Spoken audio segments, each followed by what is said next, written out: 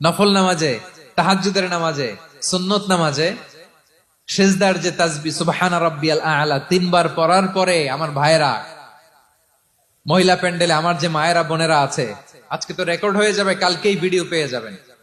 তিনবার সুবহানা রাব্বিয়াল আ'লা পড়ার পরে পড়বেন সুবহুন কুদ্দুসুন রাব্বুল মালাইকাতি ওয়ার রূহ।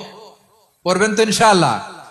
বিশ্বনবী যখন সিজদায় লুটিয়ে পড়তেন, আম্মা জানা এসে বলেন, আমরা তো সিজদার মধ্যে সুবহানা রাব্বিয়াল আ'লা বলেই শেষ, কিন্তু বিশ্বনবী তাহাজ্জুদের নামাজে, নফল নামাজে, সুন্নত নামাজে তিনবার সুবহানা রাব্বিয়াল আ'লা তাসবিহ পড়ার পরে তিনি পড়তেন সুবহুন কুদ্দুসুন রাব্বুল মালাইকাতি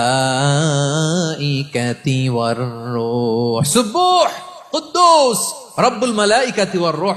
সিজদায় লুটিয়ে পড়ে বিশ্বনবী এই দোয়াটা পড়তেন। নফল নামাজে, সুন্নাত নামাজে কিংবা তাহাজ্জুদের নামাজে সুবহান রাব্বিয়াল আ'লার পরে কি পড়তেন? সুবহুন। আওয়াজ করে বলেন সুবহুন কুদ্দুসুন রব্বুল মালাইকাতি ওয়ার রূহ।